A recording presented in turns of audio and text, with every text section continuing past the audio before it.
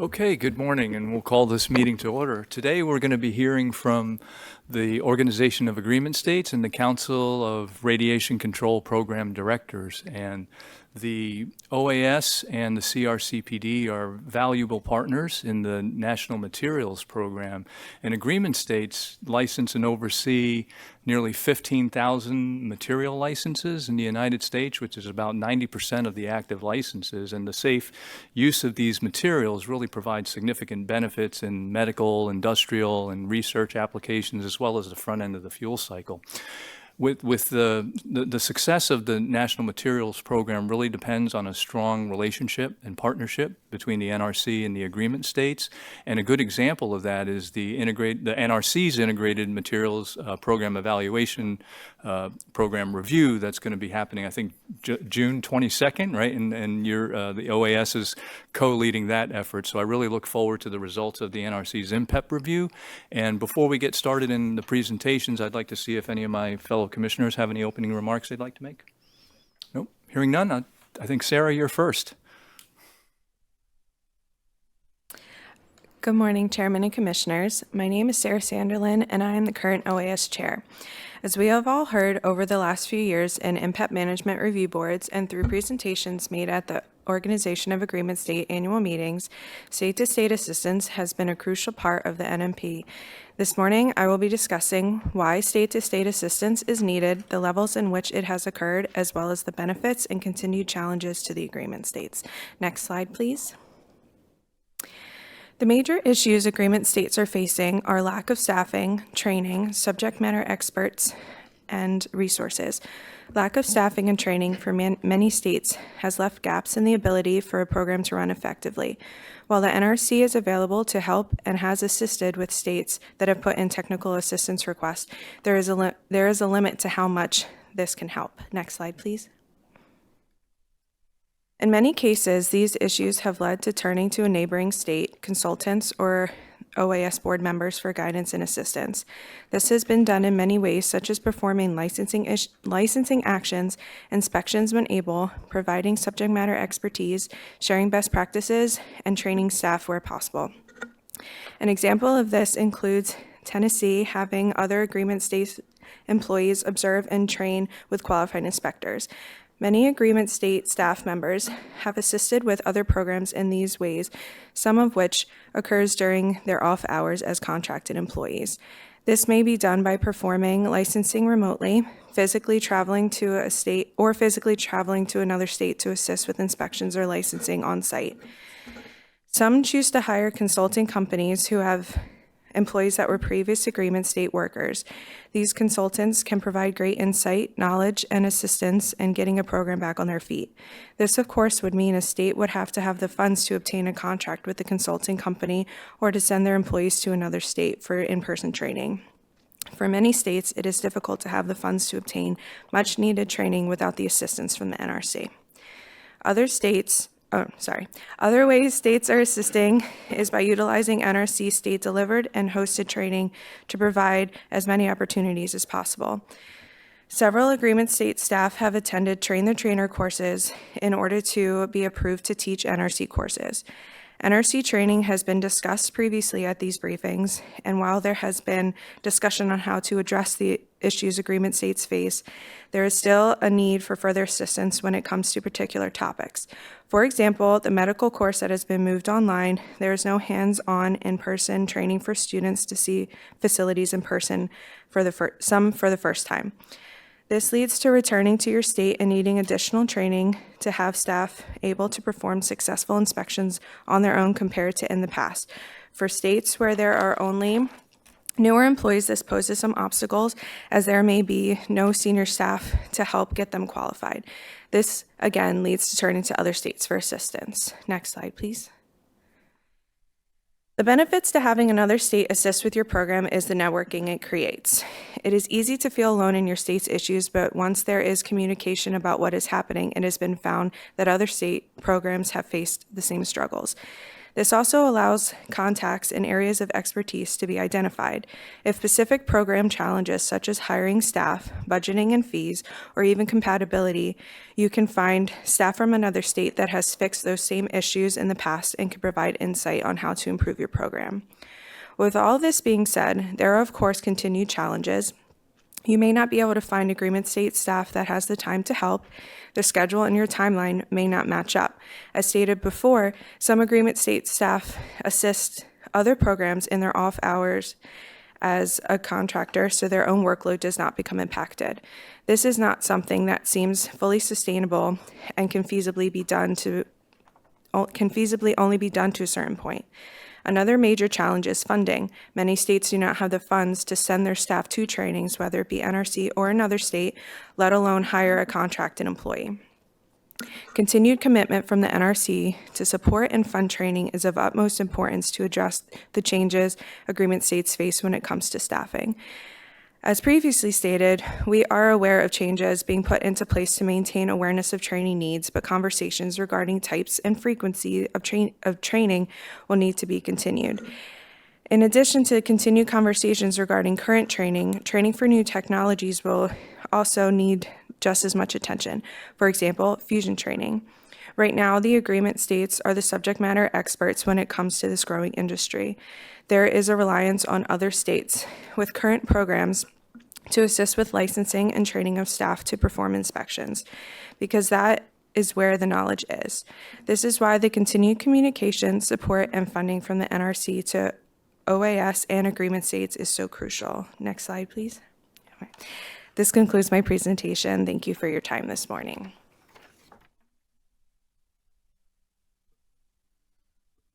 Good morning. I'm Pat Mulligan. I am now the past chair for Conference of Radiation Control Program Directors, and I certainly appreciate the opportunity to be here again today, and we're grateful for the time that you've given us. The CRCPD is a nationally recognized leader in radiation protection.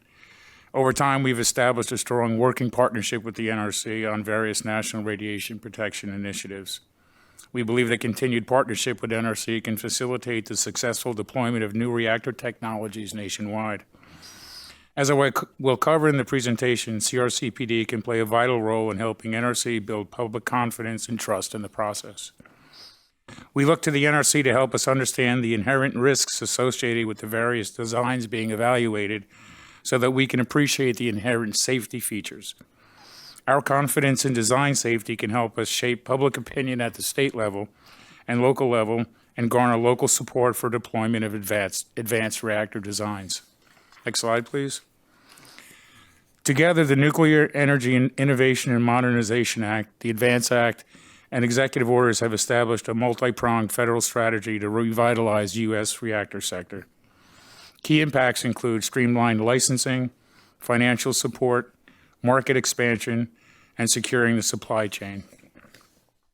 Next slide, please. Government state agencies will have a dual role in the development of new nuclear technologies, acting as facilitators in the deployment process and potentially as in a regulatory capacity. This deployment, which includes small modular reactors, and other advanced designs, will significantly impact state emergency response organizations and security supports from state and local law enforcement.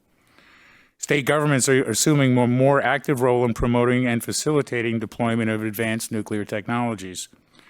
Through technology, promotion, and planning, developing and implementing energy policies that include and incentivize advanced nuclear technologies.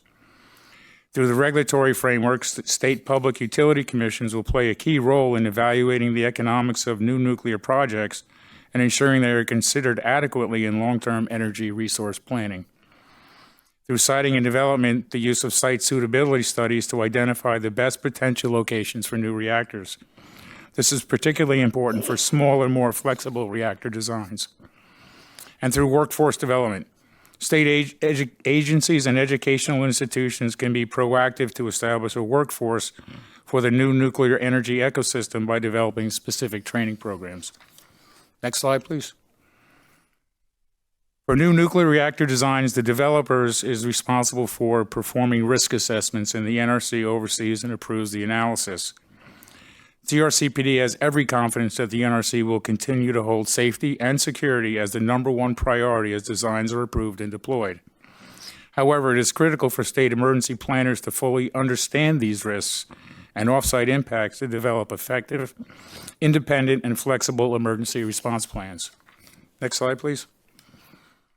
For state emergency planners, understanding the risks of offsite impacts of a nuclear reactor is critical for several reasons. One, to protect public safety. Understanding reactor risks to develop appropriate and effective protective strategies. To enable smart planning. Use impact analysis to guide flexible scenario-based emergency plans. To coordinate a rapid response. Equip state and local officials to make timely and informed decisions during incidents. To allocate resources wisely. We want to match staffing, equipment, and communication systems to risk levels. To communicate clearly. We want to build public trust through transparent, accurate risk messaging. Next slide, please. The NRC can educate state emergency planners in several ways. First, by sharing risk insights. The NRC uses risk assessment to identify vulnerabilities and areas most important for safety. By sharing these insights with state planners, the NRC helps focus preparedness efforts on the most critical risks. By participation in joint exercises and drills, regular exercises and drills test and maintain the skills of emergency planners that are a crucial part of the education process. By providing technical expertise, the NRC can provide technical staff to explain complex reactor physics and accident scenarios to state emergency planners. This provides real-time knowledge to make informed decisions during an event. By developing guidance and regulations, these documents establish best practices and standardized preparedness frameworks. And by maintaining open communication, direct coordinated information sharing with other state and federal partners during an event. Next slide, please. It is critically important for the industry developing new plant designs to understand the difference between an emergency planning zone and emergency planning. Emergency planning is a comprehensive framework that ensures coordination between state, local, and federal agencies in the event of a nuclear incident. Emergency planning covers communication, decision-making, and response activities, whether or not public protective actions are required. An emergency planning zone is a specific tool used by offsite organizations to guide planning for incidents that could affect surrounding jurisdictions. The EPZ supports effective communication, but does not replace the need for broader emergency planning. Regardless of potential offsite dose impacts, there will always be a need for emergency planning for any reactor design. Coordination with state and local agencies is essential to ensure communication and response readiness, with or without the need to implement protective actions. Next slide, please. Yes, we believe a persistent not-in-my-backyard feeling exists towards new nuclear technology, even with the growing national support. While most Americans favor expanding nuclear power generally, that support drops significantly when it comes to building a new facility in their local community. Concerns focus on accidents, radiation, and waste, amplified by past incidents such as TMI, Chernobyl, and Fukushima. The NIMBY resistance is a major barrier to siting and deploying new strategies. But there is a solution. State governments can strengthen public acceptance in a number of ways. First, by engaging communities early and often, integrating public input from planning through operation. By educating on oversight, state organizations can help NRC's daily monitoring role to reinforce safety to the local community. And by being transparent, state organizations can help communicate risks and benefits openly, acknowledging concerns of the local residents and government officials. Next slide, please. State participation can foster credible and local communication. Training state-level experts empowers local officials to act as informed and trusted communicators. This is critical for public acceptance, as people often trust local, familiar sources more than they do federal agencies. Public confidence is enhanced when safety information is not solely controlled by the federal government or the nuclear industry. And state subject matter experts are better equipped to address specific, localized concerns, which can vary significantly by community. This personalized approach is more effective than broad national outreach campaigns. State participation can expand the NRC's communication network. The NRC maintains a strong relationships with the state's local governments through the programs like the State Liaison Officer Program, equipping state experts with detailed knowledge on advanced reactors strengthens and broadens this existing communication infrastructure. Next slide, please. State participation increases transparency and independence. Transparency is a core principle for the NRC and a critical component of building public trust. By training independent state officials, the NRC signals that its safety standards can withstand scrutiny from outside experts. State subject matter experts can provide an extra layer of oversight, giving the public confidence that reactor safety is being reviewed by multiple independent parties. Training provides state officials with the knowledge to interpret and communicate complex technical information in plain language to their constituents. Being transparent about risks and benefits, instead of claiming absolute safety, communication should be grounded in rigorous social science and acknowledge the public's valid concerns. State participation can enhance emergency preparedness and response. In the event of a radiological incident, state and local authorities are on the front lines of emergency response. Training these experts ensures that they are prepared to coordinate with federal agencies and communicate clearly with the public during a crisis. Knowledgeable state officials can provide calm, accurate updates to the public during an emergency, which can help prevent panic and counter misinformation. Next slide, please. State participation can help address misconceptions. Training state experts allows for targeted education and addresses specific public misconceptions, such as those related to new reactor designs, radiation exposure, and waste management. Informed state officials can help frame the potential benefits and risks of advanced reactors, allowing for more productive, fact-based conversations. Research shows a positive correlation between public knowledge of nuclear technology and its acceptance. Training state experts is a direct way to increase this knowledge at the local level. So in conclusion, the Conference of Radiation Control Program Directors is a trusted national leader in radiation protection with strong state and local connections. States can strengthen public trust by engaging CRCPD in nuclear technology deployment and risk communication. A coordinated national effort with CRCPD builds confidence, ensures consistent public engagement, and supports the safe growth of the nuclear industry. Thank you.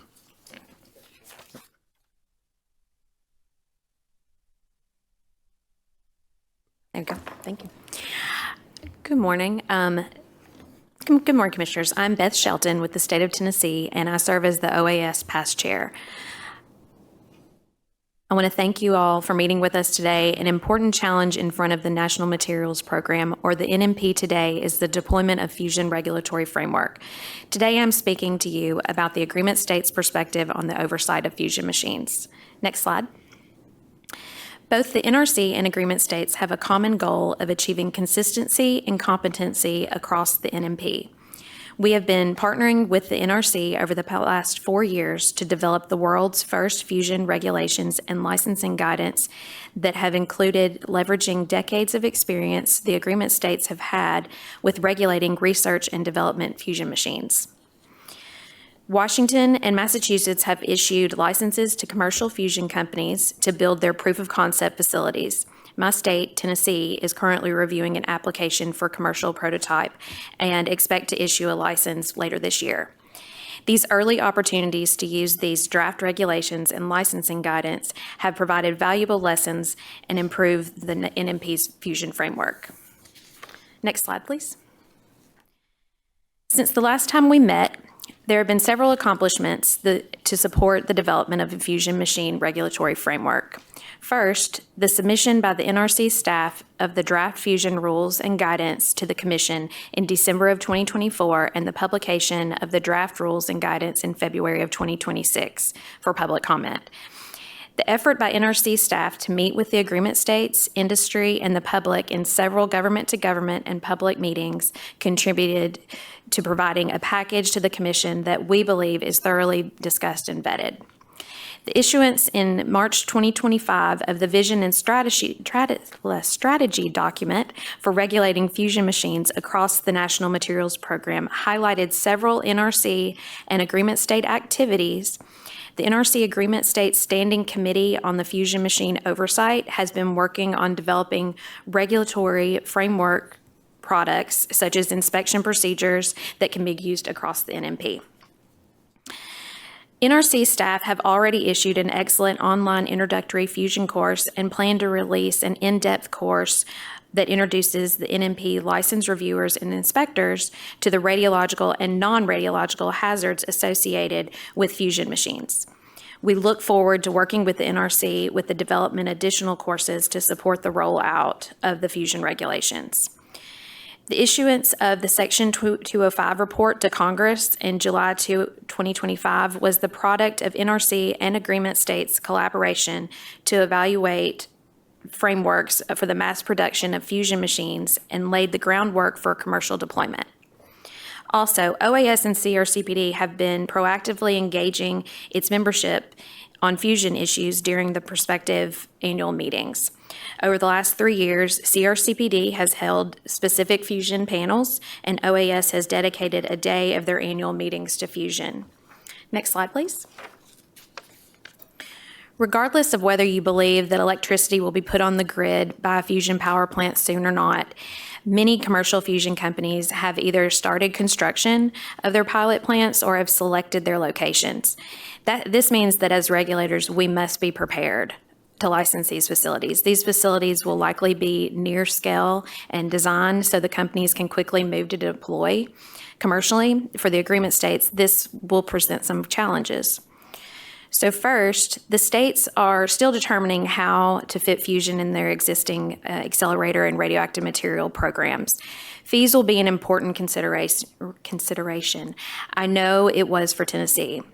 The NRC's proposed fusion regulations asked about unintended consequences from the inclusion of the term fusion machine into the definition of particle accelerator. It's critical that the states have the flexibility to amend their regulations to adequately fund and to have sufficient resources to implement fusion oversight programs. We encourage the Commission to take this into consideration with the final rule. As fusion machines are scaled to commercial design, the states will need to independently verify the adequacy of the machine's shielding of high-energy neutrons and evaluate the potential off-site consequences to ensure that regulatory dose limits are met and workers and the public. The NRC staff have also seen the need for these modeling tools, and we appreciate the agency's continued support for this work. The deployment of fusion as an energy source will not be successful unless the public believes it's safe. One barrier is educating the public on the differences between fission and fusion facilities and their associated risk. The public also wants independent verification of any radiation released from these facilities. In Tennessee, we are required by regulation to monitor around these types of facilities that have significant quantities of radioactive material. For fusion facilities, this means monitoring for tritium. Not all states are required to independently monitor, but states will be on the forefront and will need to continue addressing these issues with the public. Although the NRC indicated in its report to Congress that the development of fusion framework for commercial deployment is planned, we need to start working on these now. Rulemaking takes time, and the development of good regulations require all affected parties have multiple opportunities to contribute so that the package that is provided to the Commission is thoroughly discussed and vetted. This was done with the current fusion rule, and we need to make the move likewise for commercial. Next slide, please. In summary, the NMP has accomplished a great deal of developing a regulatory framework for fusion, but we still have work to do. The commercial deployment of fusion machines will continue to require collaboration and coordination on a national level between the NRC and agreement states. We have learned a lot over the last few years, and we need to share those best practices and lessons learned to establish a viable and healthy commercial framework. The NRC and agreement states need to collaborate and coordinate and keep the lines of communication open. An efficient regulatory process results from an early and frequent communication between regulatory agencies, public, and industry. Next slide, please. And thanks again for your time and attention, and I'm going to turn it over to Ricky. Thank you, Beth. I'm Ricky Waller. I'm with the state of Idaho, and I am also a past chair for CRCPD. Next slide, please. Today, I'll be speaking about some of the challenges the states will face when fusion energy becomes a reality. We are heading into some exciting times as we work towards a future of clean, sustainable energy. Next slide. The commercialization of fusion energy will require proactive collaboration between developers, state and federal regulators. The successful, timely rollout of commercial fusion relies heavily on early, ongoing communication between private tech developers and governing bodies to establish clear, technology-inclusive permitting standards. The Conference of Radiation Control Directors prides itself on being a leader in the radiation protection industry. We aim to look ahead and address emerging issues as early as possible. My talk today is based on a technical white paper prepared by CRCPD's E47 Committee on Commercial Nuclear Power. This also included NRC representation writing this paper. I know it was included in your packet. It's a very well-written paper that addressed a lot of the challenges that are ahead as we learn how to charter these, go into these uncharted territories. Next slide.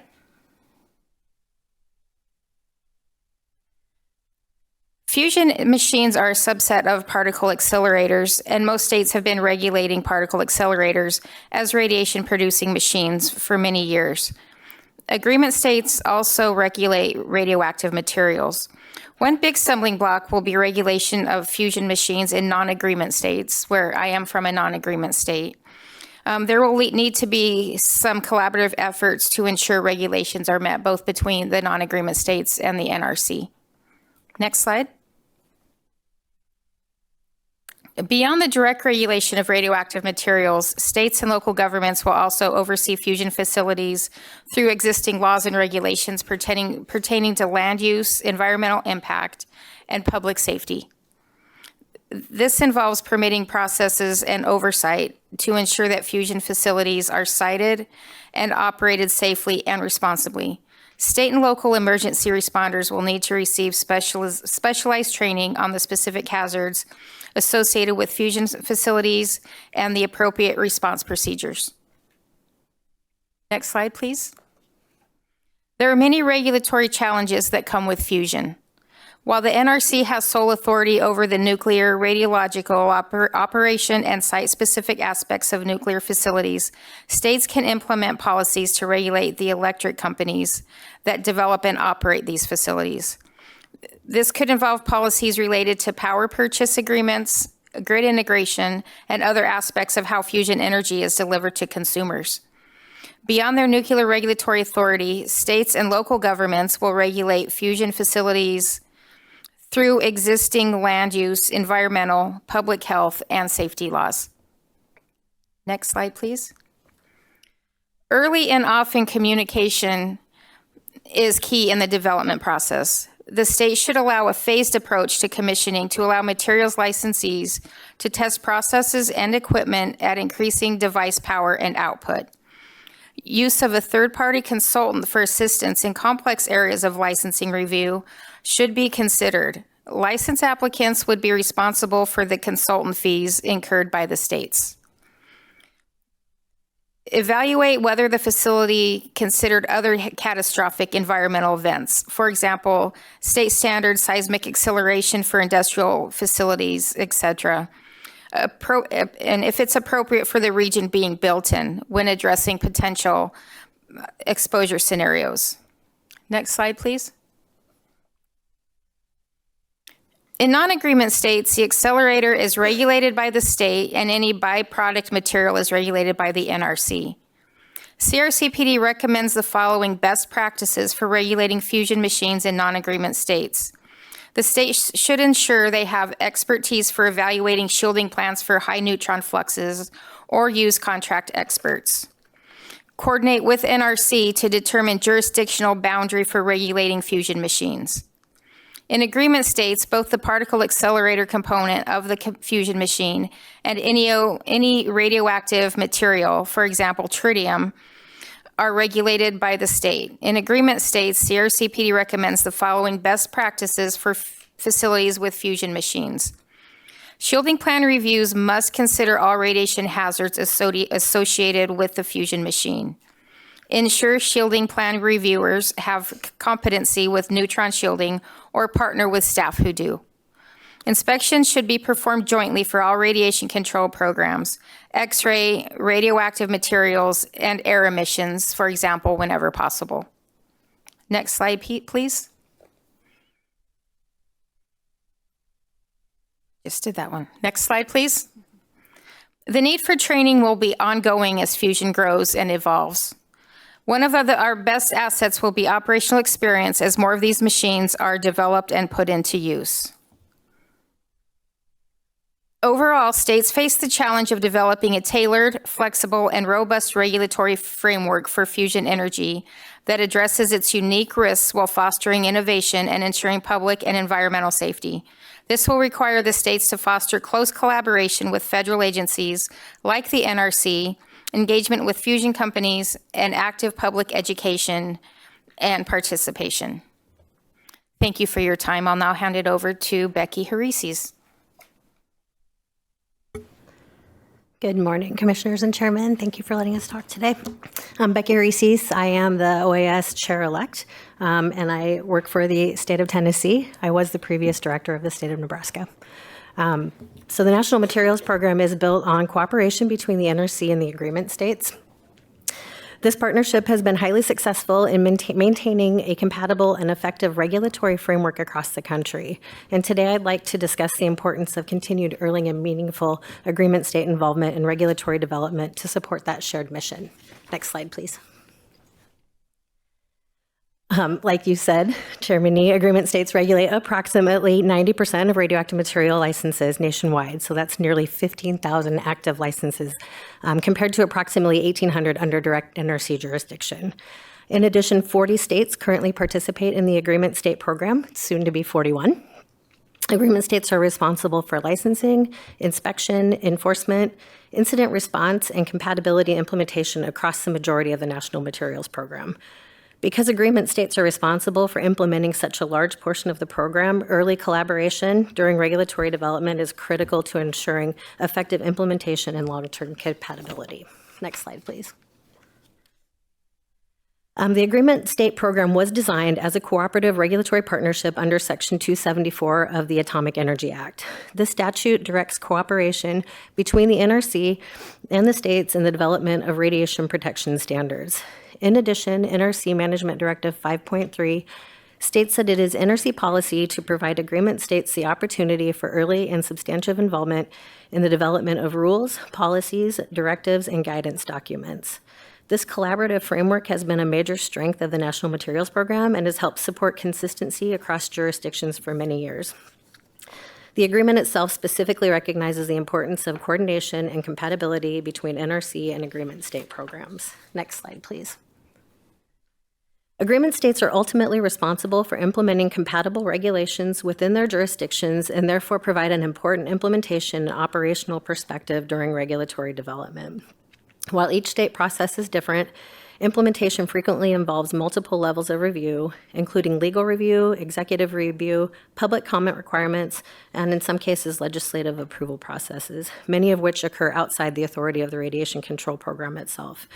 Early participation allows agreement states to identify potential compatibility considerations, implementation challenges, and operational impacts before major policy decisions are finalized.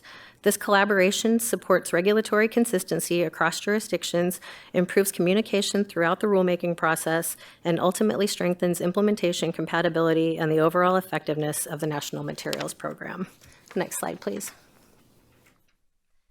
Agreement states greatly value the collaboration mechanisms that already exist today, including working groups and ongoing coordination with NRC staff. At the same time, agreement state involvement can vary across rulemakings, and in some cases, engagement occurs after significant policy direction has already been established. Some agreement states have also expressed concerns regarding participation timing and portions of major rulemakings, including discussions associated with Part 20. Continued emphasis on consistent early involvement throughout major rulemakings will help ensure agreement states can continue providing meaningful implementation-focused input that supports the goals of the National Materials Program.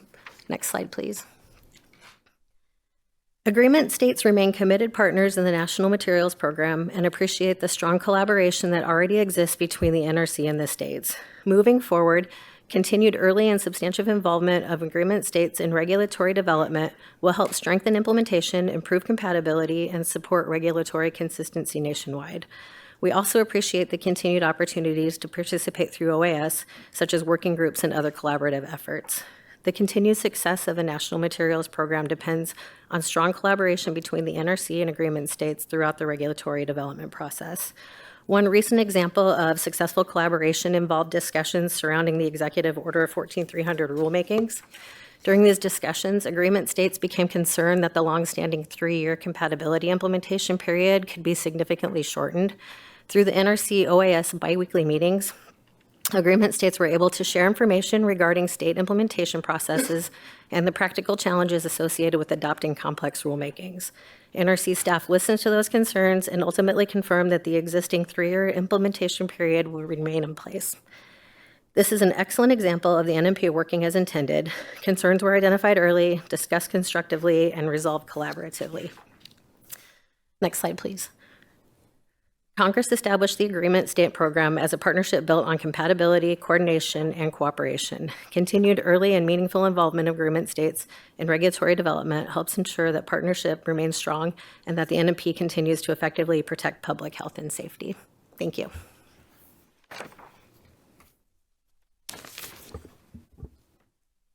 Good morning. I'm Tanya Reggio out of the state of California, and I have the honor of serving as the current chair of CRCPD. So today, for the last presentation, I will be talking to you about dose modeling for advanced reactor designs. Next slide, please. So I first want to say that we are very appreciative of NRC. We have had countless meetings with NRC just to help provide CRCPD with a better understanding of this new technology, and we think that has strengthened our knowledge base, first of all. And I think that's one of the things that is a huge gap right now, is that knowledge base about this new technology. Whenever we have new technology, there's always the wonder that this new technology is great, but there's also the questions and the concerns of what does this new technology brings to us. For states and locals, there are always questions no matter what the emergency is, especially when it comes to a radiation emergency. We always have those questions of what radioactive material is going to be released? How far will this material travel? How many people will it affect in our state or in our cities and towns? What decisions do we need to make? Should we evacuate? Should we shelter in place? These are all decisions that local and state leadership need to make. And when they make those decisions, it's important that they have the best information possible to make those decisions. And one of the tools that would help us do that is dose modeling. Next slide, please.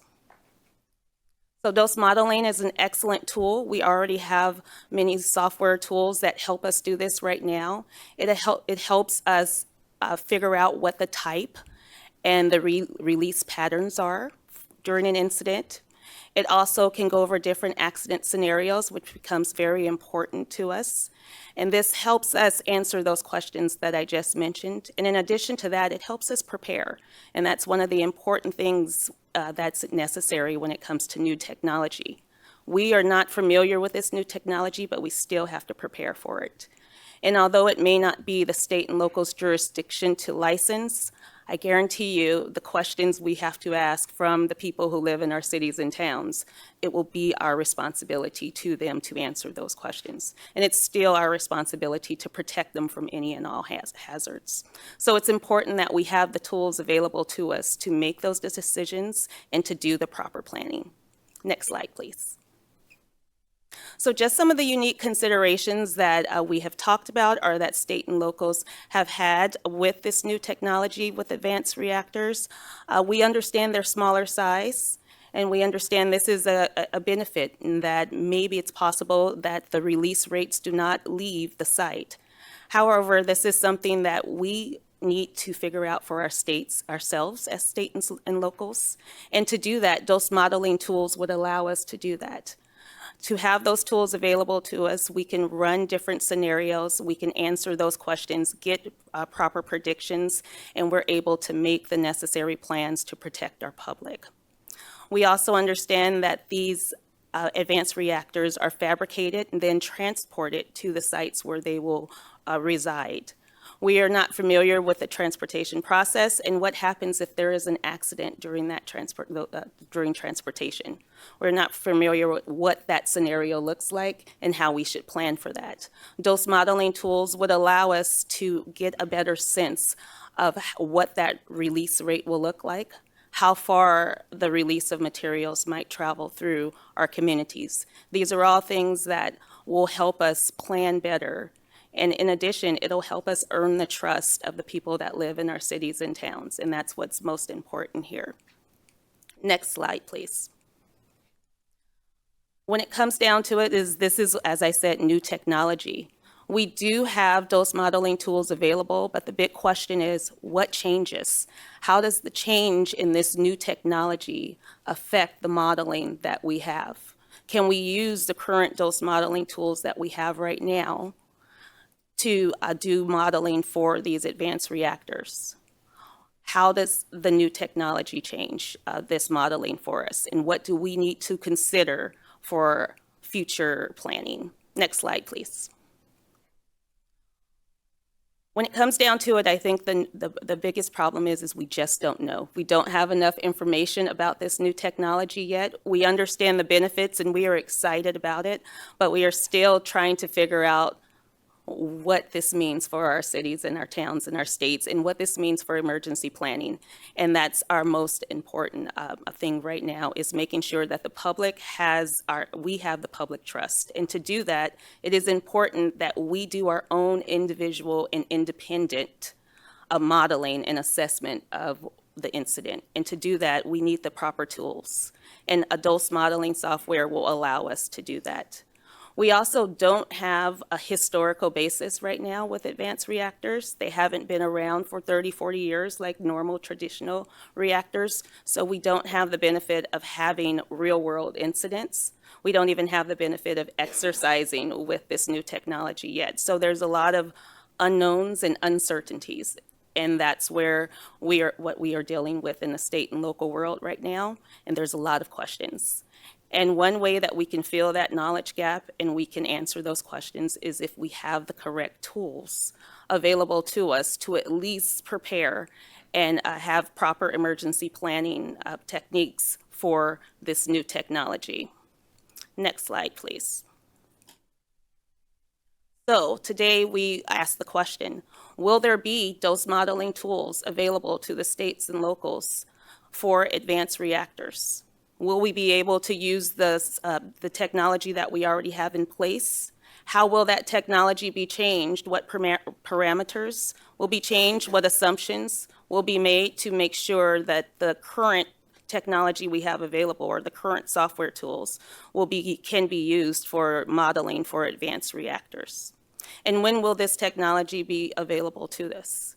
And we are hopeful that the NRC, through our great partnership, will be able to help continue our partnership and help give us some of these tools that we need to help properly plan to protect the citizens of our state and local cities. And with that, I will end, and thank you for your time. Okay, well, thank you to all the presenters for the comprehensive and very informative information. I get to go first at this commission meeting today, and it's very clear that the Organization of Agreement States and CRCPD are really an important player in the moment that America finds itself in today with respect to nuclear energy. And right now, through the ADVANCE Act, and you referenced NEMA in your presentation as well, which triggered the fusion rulemaking. On top of that, adding the executive order issued by President Trump for NRC reform, the NRC finds itself in the most comprehensive period of reform in probably 50 years. You know, we have new technologies such as reactors, fusion, medical uses of materials, as well as, you know, things on the front end of the fuel cycle with mining technologies, as well as things on the back end for remediation. These are all things that we have to continue our partnership together, and it's really great to hear that these are issues that you're focused on as well. And I think one thing that really stood out to me was the discussion of public trust, how important that is for America to succeed in this era. I think the risk communication part was really important as well. So I want to kind of start there first. Can you tell me, and maybe Pat, starting with you, I think it was in your presentation, what are the specific areas that the public in your states are most concerned about with new technologies? What do you hear about most specifically? I think from the things that I've been hearing, most of it is the risk assessment part of it. They very much, especially in states that already have reactors, very much understand what the risks are from the light water reactors that are there, because we have an established program there. But I think as the new designs come out, they're trying, I mean, many of them at the public level are equating the same risks with the new designs as they were with the old ones. And so I believe that there is some reluctance to support it because they believe that the risks are higher than I think they really actually are. And so, I mean, it's incumbent upon us as we're siting new facilities to make sure that we go out, and certainly the state can help partner with the NRC to do this, is to teach them that the inherent safety features are significant based, you know, over the older designs, and that the safety factors that we have right now are tremendously you know, supportive of building these in areas where you might not have thought they might be built in the past. And so I think that's the thing is the public right now is associating what the risks are to what they already know. And I think we need to overcome that barrier to make sure that they understand the risks are significantly less than they were in the past. Thank you, Pat. I really do see that as an area that the states and the NRC could really partner together with. As you know, we're looking at a lot of different designs. I think we're interacting with probably over 30 different reactor designers that do have machines that have risk profiles that are far less than the large gigawatt scale reactors that are operating today. Tanya, you talked about the modeling tools. Can you tell me a little bit more about kind of the specific need? I think the transportation scenario you raised was an excellent one that gives me something to follow up on. But is it more access to tools, or do you have the access to our models, or do you need something beyond what you already have access to? So right now, states and locals have current tools that they can use for traditional nuclear power. However, there are so many new designs with the advanced reactors. We do not right now know if those modeling tools have been updated to include those new designs. And if they have, I'm not sure the states and locals have access to those to each of those models for the design. So for each individual design for an advanced reactor, there has to be new parameters, new assumptions made. Has all of that taken place? Did that happen during the licensing process? And if so, is that information available to the state and locals so we can do an independent assessment ourselves? We understand that you did this assessment during the licensing process, but once again, to gain that public trust, we think it's important that we're able to do our own independent assessment using those same tools. Okay, thank you for the reinforcing that. I understand we have made some adjustments to the modeling based on some of these new designs, but I think that's an important area for us to follow up on to make sure that you have meaningful access to those tools for your purposes. I know I'm trying to look at whose presentation here. Maybe it was Becky's about the collaboration. I think that's, you know, a thing that's different that I noticed. You know, I've just been back about 6 months here at the NRC. Given the new way that NRC is being rolled into the broader federal policies with how we execute our rulemaking process, do you have thoughts on how we can reimagine our relationship for communication given the current situation? I think with all of the changes, There were things that kind of got left out that were being done before, like bringing the agreement states in early, just because there were so many fast-moving parts. It was like, oh, right, we need those guys too. And so we were pulled in, but I feel like it was after things had already been decided and determined for that. So I think just to go back to how it was before, just remember to involve us early, make that part of the process, that we reach out to the agreement states as we're making these rulemaking groups and get them on there from the beginning is the important piece. Yes, thank you. And obviously, I know there's draft rules that have been published, which have been done in a different sequence, let's say, than you've experienced in the past. Certainly encourage OAS and the CRCPD to provide comments through the formal rulemaking process. And I know I and other members of the commission have really encouraged our staff to do as much outreach as we can without compromising any deliberative pre-decisional information in the process that we're currently in right now. But I do think that's important, and I think the input that you have is valuable to our final decision making. I mean, I heard a lot on fusion. It sounds like we're directionally correct with fusion, but I want to probe a little bit more there. I know there's some just limited examples of states licensing fusion. You mentioned Washington and Massachusetts. I think Tennessee, you're looking at it as well. Are there any early lessons learned here or any things that you see diverging in states' approaches with fusion that we should be mindful of? I think the main thing is that the states have to, because it involves X-ray and materials, they've got to look at how, with Tennessee, I'm sorry, I'm bringing Tennessee into this, I'm here for OAS, but it had a good example of where our X-ray program and materials are they're together, but because of our laws, it was going to create a complication to regulate fusion. Okay. So we had to figure that out, and I think that's different. Every state is different in that way. Every state has to look at how it's going to fit into their program. And that's one thing I've been stressing to every state when I talk. But did you have anything you wanted to add about that?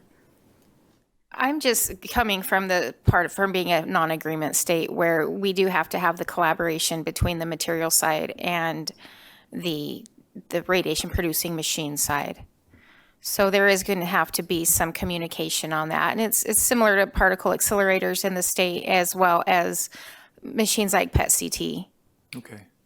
You mentioned something, Ricky, in your presentation. It was just a bullet in the slide, but I just would give you the chance to elaborate on it. You said that there wasn't the clarity with cybersecurity requirements. Can you talk a little more about what isn't clear right now there?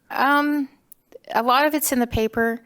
It's just, I think it's like Tanya said, an emerging technology. A lot of things are new, and with the new changes, I think the cybersecurity has to have some changes that come along with it, just to make everything more clear, just across the board on requirements and what needs to be done to bump those up to make sure that the computers that run everything, what type of requirements are needed to ensure security of all of those networks. Okay, thank you, Ricky. And Sarah, I was a former NRC inspector, and I listened to your presentation about the training needs and the support that NRC provides, which I believe is very important for you all to execute the oversight functions here and with OAS. Can you talk a little bit more about what the critical skills are that you're seeing in the inspection area that you really needs the most training support? I think that's a little hard to specifically answer because every state is different, but I feel like the trainings that have moved online has significantly impacted inspection skills. And then when you go back to your home state and your program is relatively newer, it's a lot harder to get people up to speed as quickly. Is it more related to the technologies or the inspection techniques? Like what I'm trying to differentiate the need here. I might need some help answering this question. I'm not really sure specifically how to answer. So I think one thing, one class in particular, the medical course, it used to be in person, and we would go to the hospitals or go to the places and we'd visit, and it was very easy to go to a pharmacy and see how the inspection would be done in the course. If now it's all online, if you're learning the online stuff is great, it's wonderful, and they do have tours, they have videos and stuff, but it's harder to ask what's really coming into your brain right that second, so what happens now is the inspectors that were in the course come back to their states and they go out with other inspectors from their state and get that on-site experience. Well, the problem we're seeing is with states that are smaller or only have new people, they're not having that. So they're not becoming the inspectors they need to be as fast as some of the bigger states. Okay, thank you for painting that picture for me. Okay, my time is up. Commissioner Wright, I believe you're next. Thank you. Hi. Thank you so much for your presentations and for being here. It's good to see each of you again. Over the last 8 years, we have seen a sea change in how the relationship between the NRC and the two organizations have gone. And it's been really, really good to see, and it's been awesome to be a part of it. So, I've heard it twice today. Every state is different. I've heard it twice. And I want to talk about that a second. Because I have, for one, tried to be involved to help where I could when I do my travels around.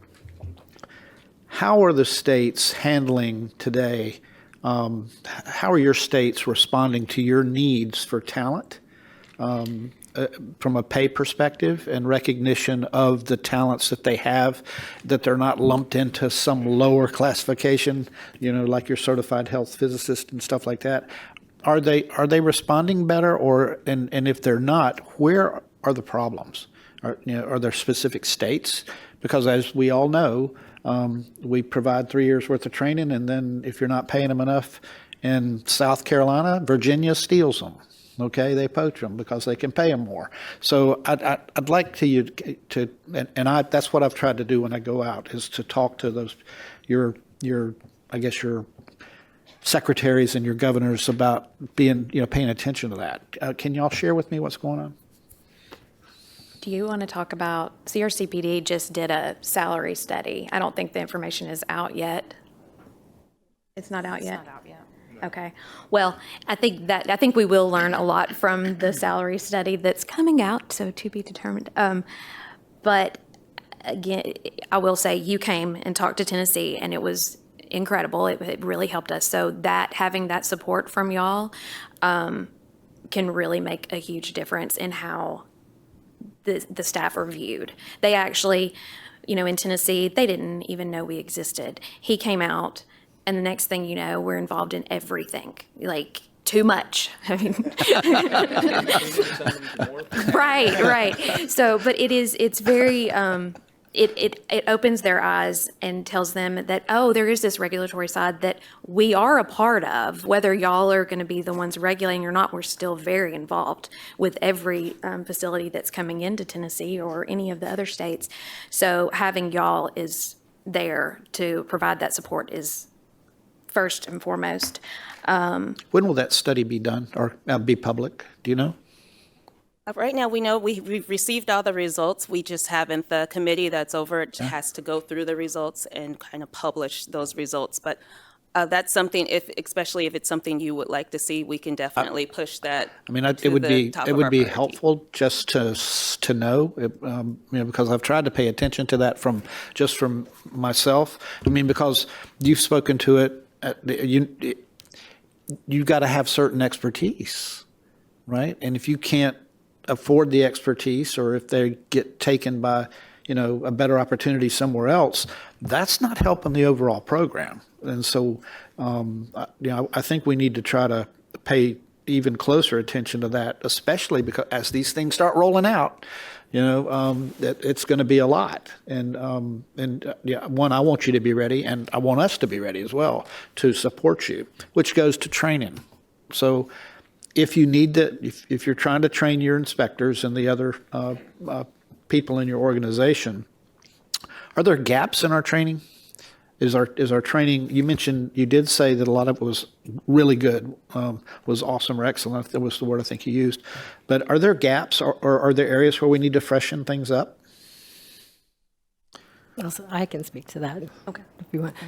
I would say the online stuff is great to get you like the knowledge that you need, but there's not the personal, like to stop and ask somebody some questions. So even if there was like one day where it was even a virtual class for each offering, just to have that one-on-one with the teacher, professor, whatever they call them, to be able to actually have that interaction with the questions and that kind of stuff. Right now, it feels like you go through the trainings, and I've done several of them online now. I did transportation. I took a lot of trainings during COVID.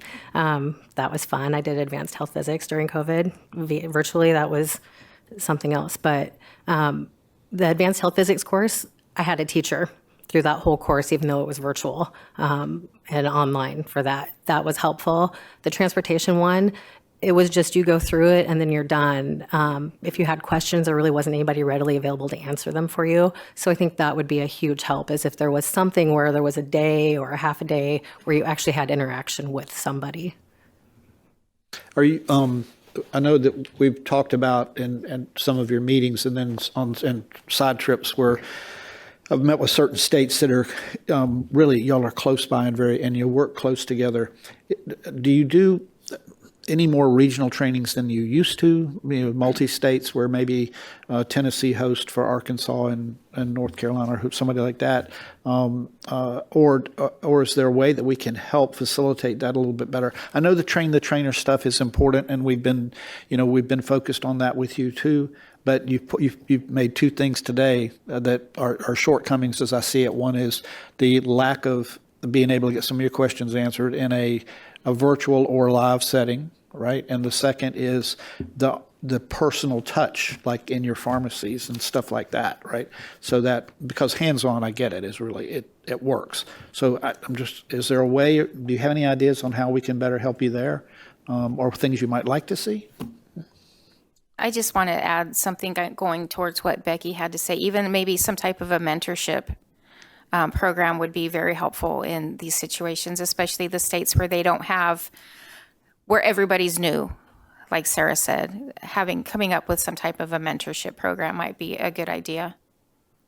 So in that regard, and I know my fellow commissioners are aware of this as well, but we're getting more and more agreement states, right? And hopefully we're going to keep growing. That's the goal. So our involvement as an NRC is going to be more focused on the training side of things, I would think, going forward. So I think we need to be able to look at these opportunities, and for us as an NRC to put in place those types of things that are going to give you the most bang for your buck, and do the best we can to train your people. Well, at the same time, y'all have got to, if you need help on, to your peers about, hey, if we don't solve this problem from an employment standpoint or a salary standpoint, you're going to invest a lot of money and you're going to lose people to other states. And we've got to be focused on that too. And I'm looking for any opportunity to help support you there, because the states can do it cheaper than the NRC can. And your people, right? Everybody local, where we don't. So I think there's extreme value in what you do. And I want to be sure we're doing all we can to provide you the expertise that you need. We've asked a lot of questions here so far. There's nothing particular, except I want to ask you about public education real quick. Our chairman talked to you a little bit about this, but the education between fusion and fission, I think it's important. Is there anything that Tennessee is doing, or something that y'all are putting in place in one of your states or through your organizations that really addresses the public's concern or the need for them to understand the difference between fission and fusion? I think that's the main question that I feel like we get. OAS is what states are hearing is what's the difference, and how are we going to explain that? So if the NRC, if we could work together, and I think the standing committee is working on some of that too, maybe working on some educational outreach stuff. I know Tennessee and the state of Washington are working on our websites to put together some more outreach information. Tennessee is different. We just had our public outreach event in Oak Ridge for Type 1 Energy. Was not expecting many people to come at all because Oak Ridge is very knowledgeable. Well, instead of getting the usual, am I going to be green questions, they were very informed questions, and it was a very different public outreach. So I think that's one thing that the states have to look at is where you're going to do this outreach. It's very different across, you go into somewhere that has no nuclear power at all, you're starting from scratch, versus somewhere like Oak Ridge or around INL or something, you're getting very educated people who know the right questions to ask, and you better know the answers when you're being asked it on a Saturday morning. So those are my big things with that. Anybody else want to? Well, I do see that as a challenge. Yeah. And just to your point, we have states that are at different levels, and some like Oak Ridge you walk in there, you better have your knowledge, because they will challenge you. It's a wonderful place to hang out. So thank you, Mr. Chair. Thank you, Mr. Chair.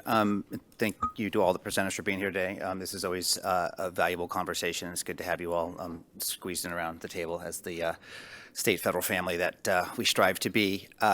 As a former head of a state regulatory agency, I know your lives well, and I appreciate the good, bad, and the in between. It is a different dynamic than working at the state level is a different dynamic than at the federal level.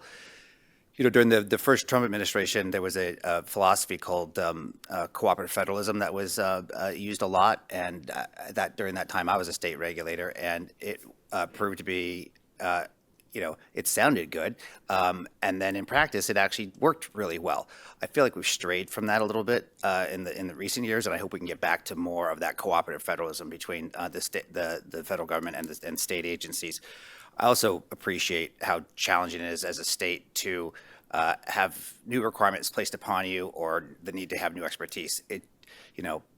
My home state of Nevada, probably similar to some of your states, they do 2-year appropriation cycles, and regulations have to, or the state legislature meets every other year for, a couple months rather than, on a regular basis. And to get things through that process, you've got to get it. If you need new staff, you got to get that put in the budget. That's one fight. Then you got to get it through the legislature. That's another fight. And then you got to find that unicorn to hire for that position. And then you got to go to battle for the consistent budget to continue to implement that stuff. And the more the NRC can help fill that void or provide those resource support, I think it makes it easier for the states. But that's not to say, don't continue to beat the drum through the state process to get the what you need. Pat, I really appreciated your presentation, your focus on community trust and communication and transparency. Is there anything in the transparency realm that you're concerned about these days that maybe was more transparent previously and is not as transparent now that we could get back to improving upon in terms of clarity and openness and cooperation? And I don't think it's a lack of transparency at this point. I think it's a lack of identifying the things that we need to know that you need to be transparent about. And I think we need to make that clear. What do we need as far as what reactor design and risk is? What information do we need to get to arm ourselves so we can go out and talk to the public? And I think that as we move forward, I think we can work on that transparency by us identifying what those specific needs are that we need to reach out to the NRC for support, because we just don't have the technical expertise at most of the state levels. I'm fortunate in New Jersey, and Commissioner Lee knows that we have some fairly qualified nuclear engineers on my staff that understand the technology. But a lot of states that exist right now where the technologies are going don't have programs at all. And so that's what we need to identify, the states that have the expertise now built with the NRC can build what information or a pathway to get the information to those state officials that don't have anything at this point. So I think that we can together build that transparency, not that you're not being transparent, but we just need to build that pathway between the NRC, the state governments, and the locals, that where it doesn't exist, because it's going to be in every state, I believe. It sounds like a very solvable problem that communication Yes. could do a lot to correct, and I hope that we can just take that on and just and nip it in the bud. I think the same thing applies, Tanya, in respect to what you brought up, and so hopefully we can do that. Hopefully we have the staff here to do that, and we'll connect the dots with our folks working on with states.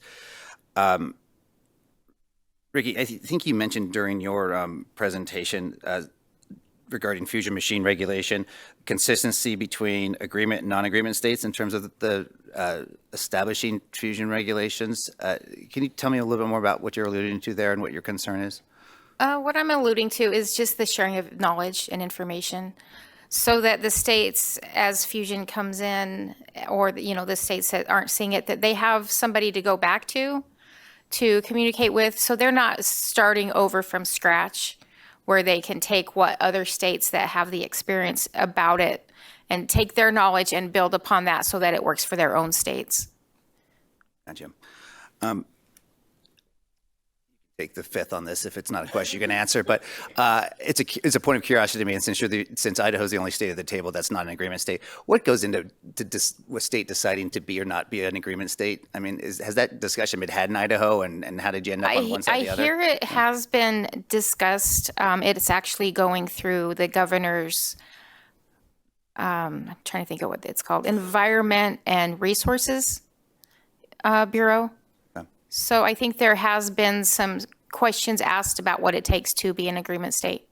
And from a budget and resource perspective, Yes. versus a radiation got it. perspective, yeah. Yeah, great, thank you. So I wish they'd reach out to me so I could tell them, these are the states to talk to that can, recent agreement states that could help them kind of understand the process a little bit better. Yeah, I just personally have always wondered why, particularly states like Idaho and Michigan are not agreement states, given their profile and footprint and history in these areas. I wonder that as well, Yeah. too. Well, So I never got a clear answer out of our former chair either, who was from Michigan, but so it's always long been a mystery to me.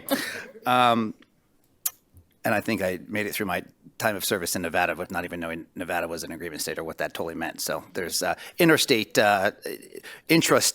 communication that needs to happen as well. Becky, real quick, in some of the time I have left here, I appreciate your comments about, the NRC finding its way back to the, having a 3-year implementation window, how important that is. I tried to, give some commentary on the front end of my questions about why that's important, because of state dynamics are just different than federal dynamics, and we need to be amenable to that. I'm also a little bit worried about whether we have so much going on at the NRC right now, and a lot of it that affects the states.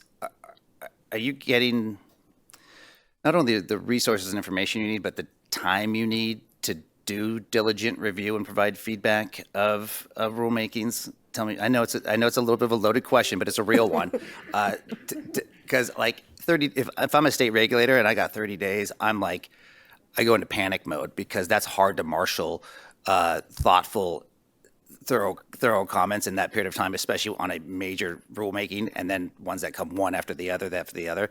Tell me a little bit about the strain you're under in terms of these timelines. There are people in this room who have heard about that from me and other people, and they know how hard it is for us. The 30 days is almost impossible. We have been on the OAS side of things, because they've been able to share with us. I feel like we've gotten more than the 30 days because we've been able to share with the agreement states stuff before it's gone out. That's been helpful. So we've been able to have state-to-state meetings on that. But to pull, especially, there's some rules that are coming out that are huge and big, and 30 days is going to be a stretch. I believe those are being extended to 45, so that's helpful, and we're thankful for that. 90 days would be wonderful. Yeah, Understood. it's a And I lot for appreciate- states to pull together, and typically there's states that don't have the resources to be doing the reviewing, so they're relying on the OAS. And when you've got your day job to do as well, and if perchance you're in the throes of your, annual or biannual legislative session, when you don't have any extra time to do things, Yeah. it becomes really challenging. And I do appreciate that that through OAS and the other state organizations y'all can share.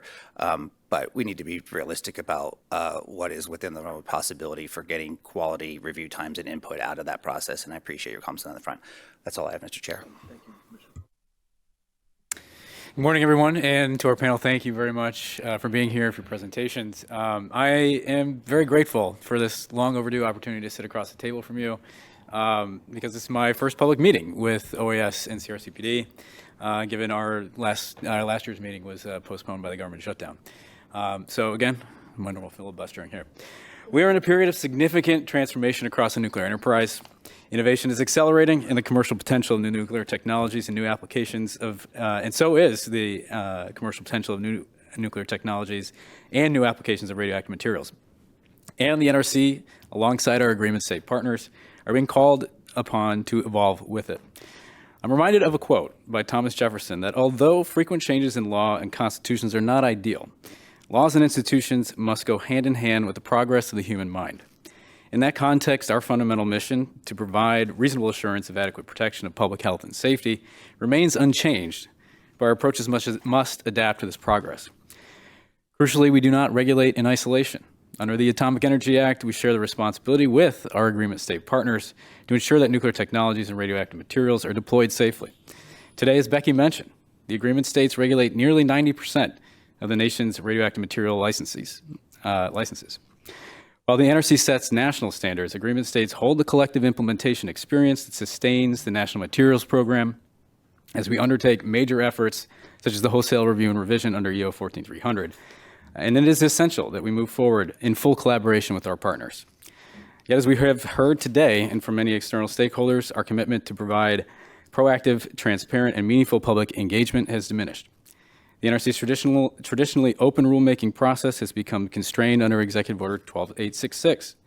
We no longer share draft documents publicly, nor do we consistently engage diverse stakeholders early enough for their insights to help inform draft regulation before they are issued for public comment. It is my sincere hope that once we move beyond the implementation of Executive Order 14300, we can return to a more deliberative and participatory rulemaking process. We should strive to streamline our regulatory development efforts while preserving robust public engagement that has long strengthened our work and upheld public trust. So along those lines, starting with the public trust, Patrick, I appreciate your presentation. I think that as these technologies are evolving, as their uses are being spread, not just through electricity generation, and of course on the materials side, I think the NRC has a role to play with states, either through direct engagement with the public and supporting state programs. So I'd like to kind of ask a little bit and dive down a little bit deeper about the NRC's own kind of institutional mechanisms for enabling those types of engagements. So we have our regional agreement state officers and our regional state liaison officer programs that support state planning efforts. What improvements in communication can strengthen safety and community engagement, especially using our ability to convene stakeholders and through our existing government-to-government exchange processes?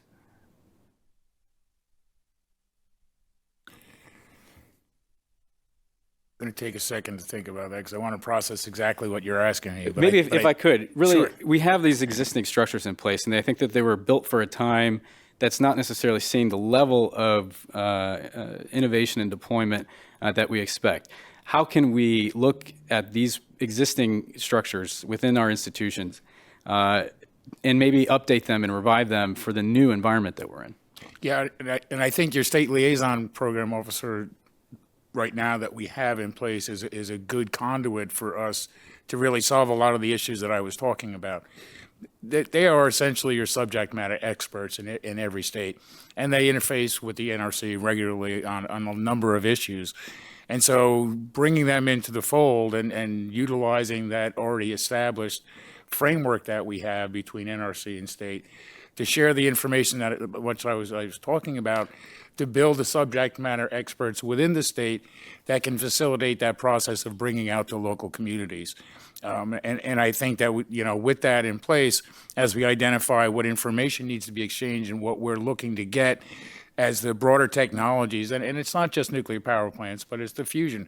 We're going to need to reach out to the community to let them know a number of things that are going on from that level. And so that can be a way that we can share really high-level technical information so that at a state level, we understand what the inherent risks are, what the safety features are, and so that we can actually go out to our communities who are actually, some of them are soliciting, can you come and talk to us about this? We're interested in nuclear, but we don't understand it. And so I think that's it. If you arm us with the facts, we can build fact sheets, we can build outreach programs, and we can go out to those communities as they request it and give that information. Yeah, and I think that's kind of where I'd like to drill down a little bit deeper, because it's based upon a request. And I envision a scenario where our capacity gets challenged to handle each of these requests across states.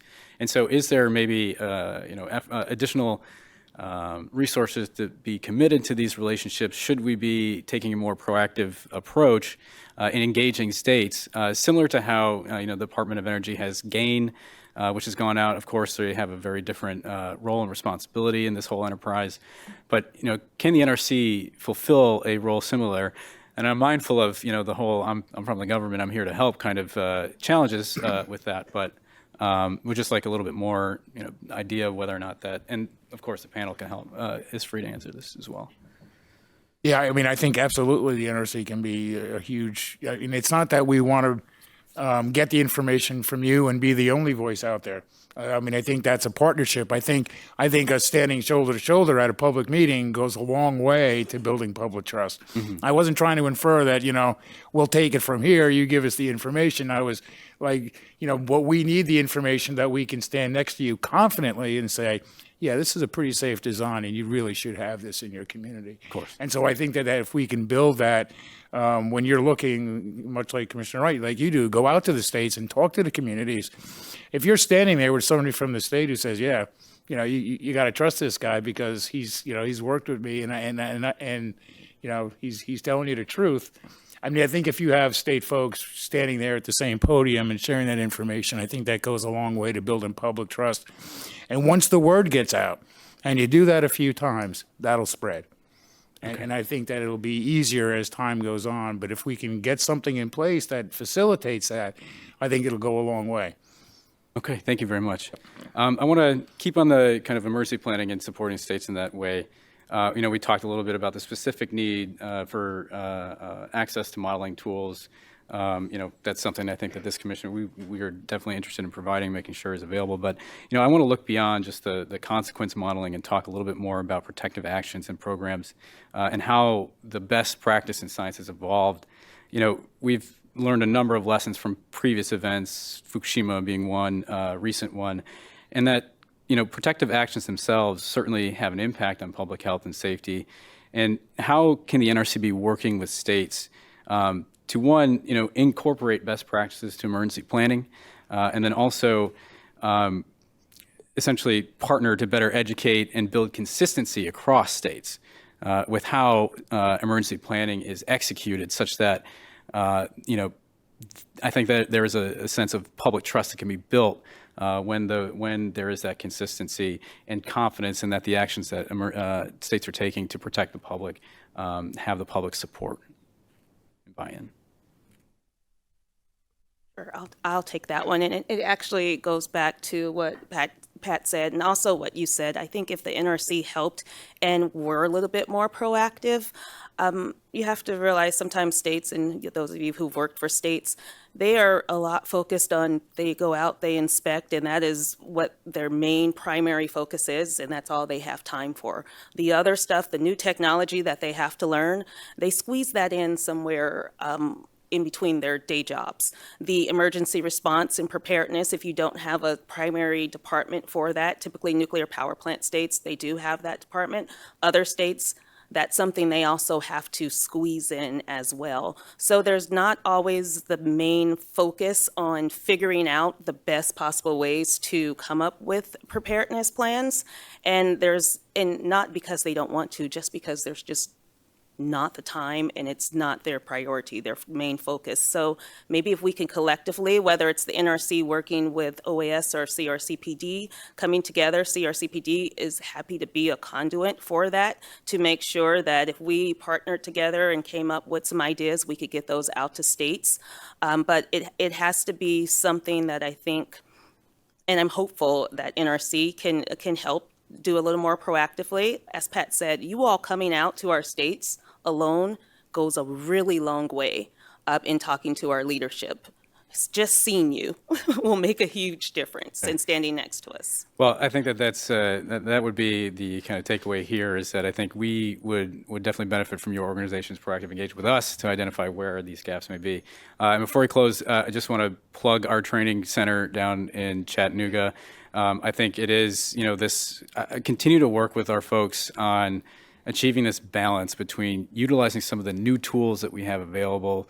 I had a chance to put on a virtual reality headset and start doing an inspection in power plant. Maybe that's something that could somewhat help with the hands-on training experience. But certainly coming out of the operations world myself, there's nothing that can replace that. And so continue to work with us, identify where we have gaps, where we may need to kind of focus more resources as well. So thank you very much for your time today and your presentations. Thank you, Mr. Chairman. Thank you, Chairman. Thank you all for being here. I also want to just thank your personal commitment to taking leadership roles in an organization that is committed to safety to both organizations. So thank you for doing that. Going last has its advantages. Going first has its advantages too. I think I like being on either end. So as I think all of us have had drop-ins from microreactor vendors and fusion machine manufacturers who are envisioning these things being ubiquitous. So as I think about that and listening to your presentations this morning, in some cases you may be ready, in some cases you may not be ready. And so, for example, with a microreactor, once they have a manufacturing license and they're making these things, it's not going to be a 5-year construction project. They're going to show up and want to, put this thing down and basically get into operation and maybe in a matter of weeks. I'm not completely clear, but certainly not 5 years. And so our ability to be timely collectively, it's going to be very different. What was timely before isn't going to work in the future. And I'm just wondering, so my first question, and I open it to anyone who wants to take a crack at it, and it kind of follows on a little bit of what Commissioner Marzano was asking at. How do we need to work differently in the future to be able to respond to this world that I've outlined, if it comes to pass? Takers? I'm just thinking that maybe the old doing the things that we do may be part of it, but may not be sufficient. I'll just go real quick and then somebody else jump in. But I do like to talk, I'm sorry. So I think one of the big things that we're seeing with microreactors or small modular reactors or fuel fabricators, all of them, I'd like to see the NRC and the states work together. We may not be regulating the big portions of the microreactors or the small modular reactors or whatever, but we're going to be the ones that are having to deal with the public, and we're the ones that are going to be around it. We've got, luckily in our regulations, we have a regulation where we have to monitor around these types of facilities, and then we send them a bill. So we're lucky because that's really helpful, for public outreach. So I'd like to see other states get on board with that one. It's been very helpful so far. But I think if we could work together more on the stuff that we don't necessarily regulate, I think that will help us. Because we are the ones that are. Could you give me an example, maybe what that would look like? like for instance, Kairos. We have been interacting very closely with them. We won't be regulating probably any portion of that. But if we weren't involved with them, because we're the ones that get the questions. I mean, y'all get questions too, but we do get most of the questions. So having that working together so that we know we don't even know a lot of times what's going on. We haven't seen their application. We haven't, unless they're sharing it with us, we're not seeing that stuff. So being on the front end in the states, even though we might not be the regulator, would be very helpful. I'll jump in. Just starting earlier, we talked about that. As Beth said, we know everything is public, but that doesn't mean we always review it right away. Sometimes, like as you said, we will have many licensees coming up, and it's going to be in a matter of weeks, and we're just going to be, have these number of licensees that all have microreactors or something. But maybe if we could have gotten started earlier with each of the different designs that are coming out, even though we don't have a part in that licensing process, we will have a part in dealing with the licensee and dealing with the public about that new technology. So while we don't want to take over and be a part of your licensing process, but maybe if we could learn about the different design during your licensing process, that will at least give us a little bit more time to kind of develop and come up with some plans on how to deal with it. Right. I think one of the challenges is once they're licensed, they may not say I'm going to which state they're going to, right? So the timing between when you learn that they're coming and then they're actually knocking on your door may be very short, I think is. Thank you for those. With respect to fusion machines, we talked about resources and being ready to regulate those. I just have a few basic questions, I guess. Is every agreement state automatically authorized to regulate fusion machines? Does that come with the standard state agreement? It does. Okay, thank you. You don't have to. You don't have to.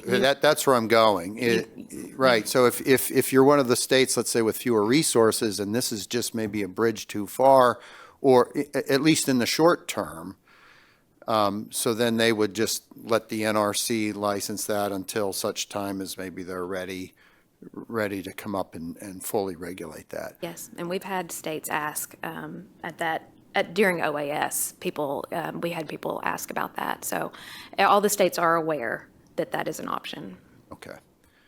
And now I'm gonna switch gears completely and ask for a question that wasn't on any of your slides.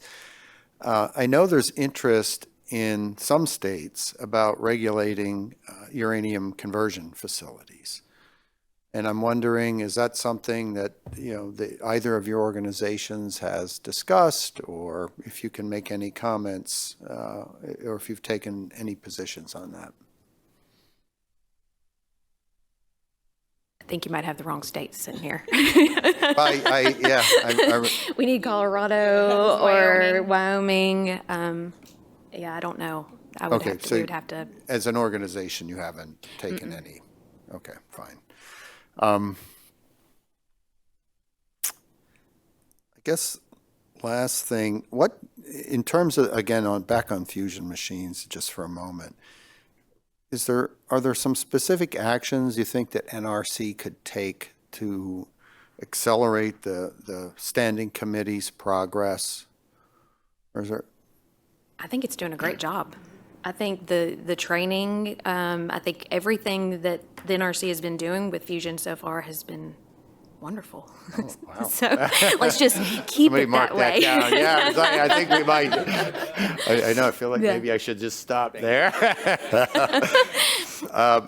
Commissioner Weber, I sit on that committee, and the people that NRC has placed on that committee, they're fantastic. So give them a good pat on the back, maybe a raise.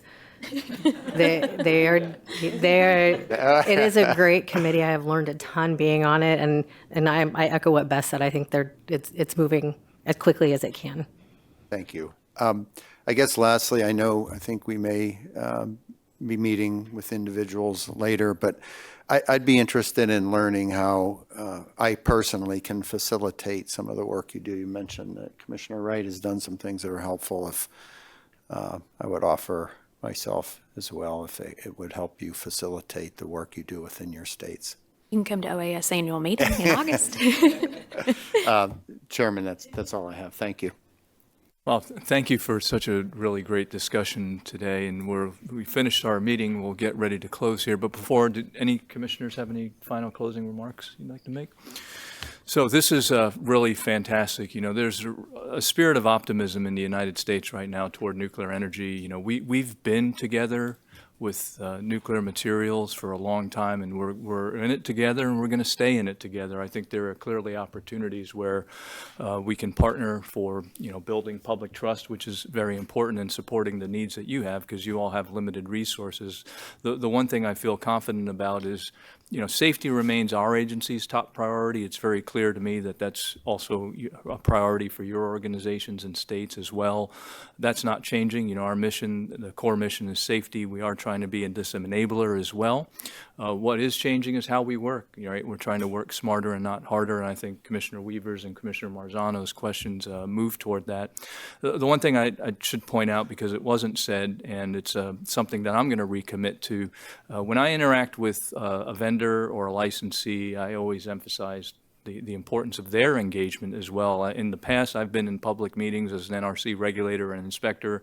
We have a meeting, the licensee's there, they take off as soon as their presentation's over, and then the state organizations and the NRC ends up carrying the load and building trust. But I think they're an important entity as well in building trust, and that's something that I certainly commit to emphasizing as I engage with the broader nuclear community. So with that, thank you so much for being here today, and end the meeting.